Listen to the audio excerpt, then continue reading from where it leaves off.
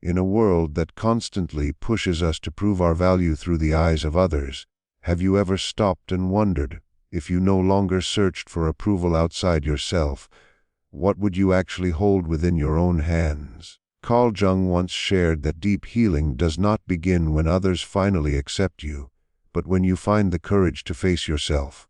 Only by connecting with your pain, your wounds, and the forgotten possibilities living inside you can a person truly begin the path of healing. It is not the outer world that rescues you. You are the only one who can truly save yourself. Yet in the fast rhythm of modern life, where recognition and achievement have become the measure of worth, we easily lose touch with our inner voice. We train ourselves to stretch for acceptance, forgetting to ask, what do I really want? The more we search outside, the further we drift away from who we are. If today you paused for a moment and listened to yourself instead of the noise around you, what might you find? Think about that quietly. I would truly like to know where your inner path is guiding you. Putting yourself first is not selfish. It is an act of self-respect and self-love. One of the biggest misunderstandings in personal growth is the belief that prioritizing yourself means you are self-centered. But Jung reminded us that a person who has not passed through the fire of their own passions has never truly overcome them. If we do not face ourselves, if we do not care for our inner needs, we end up living like shadows shaped by the expectations of others. Caring for yourself is not escaping life. It is a quiet statement that says, I honor the life given to me. It means your inner world deserves the same love and protection you so easily give to others. Imagine a garden. If you never water it, never nourish the soil, never remove the weeds, it will never bloom, no matter how much you praise it. Humans are the same. If you do not feed yourself with care, you slowly dry out inside, even if the world applauds you. There are real examples of this everywhere.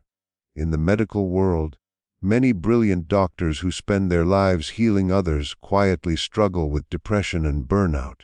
One well-known story speaks of a respected doctor in Japan who treated hundreds of cancer patients yet ended his own life at 47, leaving behind a short note that read, I forgot my soul. It is heartbreaking, but it reveals a deep truth. When you reject the standards forced on you by society, family, or relationships, you affirm that your worth is not built on outside approval. Jung once said the greatest burden a child carries is the unlived life of the parents. Many people grow up living dreams that were never theirs.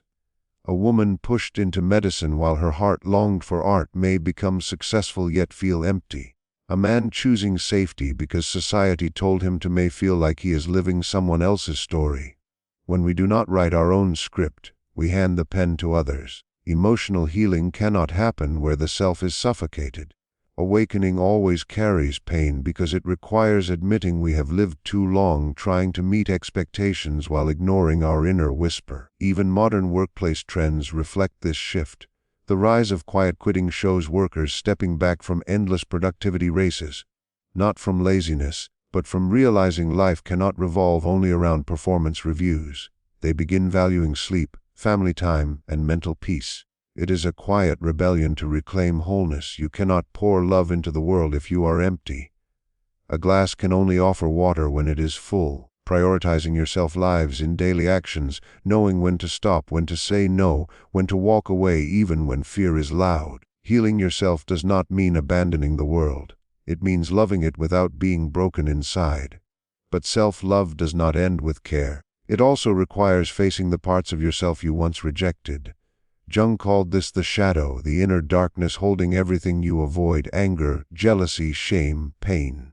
He wrote that everyone carries a shadow, and the less we face it, the darker it becomes. The shadow does not disappear because you ignore it. It grows stronger and silently shapes your choices.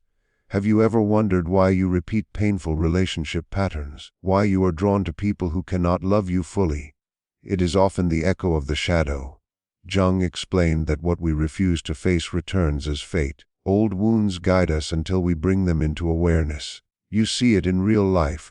Some people achieve great career success but fail repeatedly in love. They think they are unlucky, but unconsciously they are replaying childhood patterns, trying to earn love they once lacked. A successful entrepreneur who kept choosing cold partners only broke the cycle when she faced her fear of being unseen. The shadow also appears as self-sabotage. Procrastination ruined opportunities.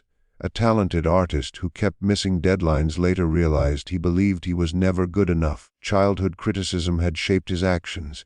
Even constant emptiness after success can signal an ignored shadow, dreams and needs locked away too long. Healing begins when we look inward honestly. Jung said your vision becomes clear when you look into your own heart. The outer world mirrors your inner state. Repeated heartbreaks, betrayals, and struggles often reflect unresolved wounds.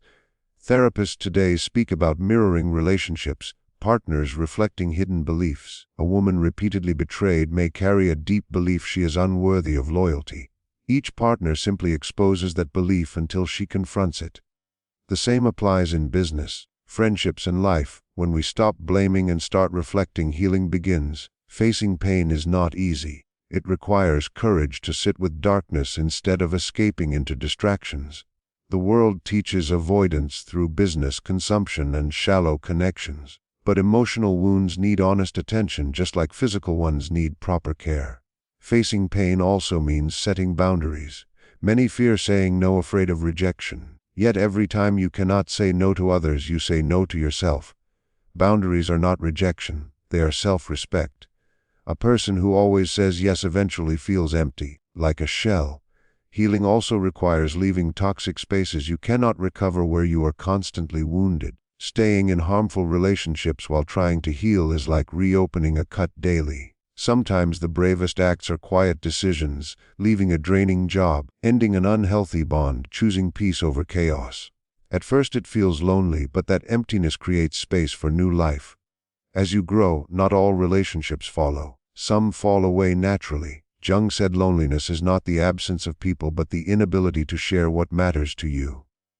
Transformation changes your energy. Old connections based on roles or masks begin to fade.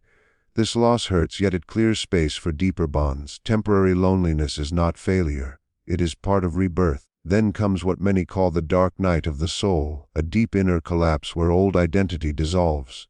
You feel lost, stripped of certainty. It is painful but sacred. Jung believed consciousness rises through pain. Many who later created meaningful lives passed through this darkness. Even J.K. Rowling wrote Harry Potter during deep depression, later saying rock bottom became her foundation. Emptiness can be soil for new life. After inner transformation, the outer world begins to shift. Relationships feel lighter. You stop trying to impress. Opportunities align naturally. Jung described this as energetic resonance. When you change inside, you attract what matches your truth. Old patterns fall away without force. Eventually you free yourself from unconscious scripts, family expectations, social molds. You realize many musts were inherited illusions. With awareness comes freedom to rewrite your life. Younger generations leaving traditional paths reflect this awakening. Consciousness expands destiny. True healing is not about fixing the world. It begins with choosing yourself daily, listening inward instead of chasing noise, walking into darkness when needed, because light lives there too. Wholeness comes not from removing darkness but integrating it. So today, sit quietly and ask yourself one honest question. Are you ready to step into the journey of choosing yourself and becoming whole?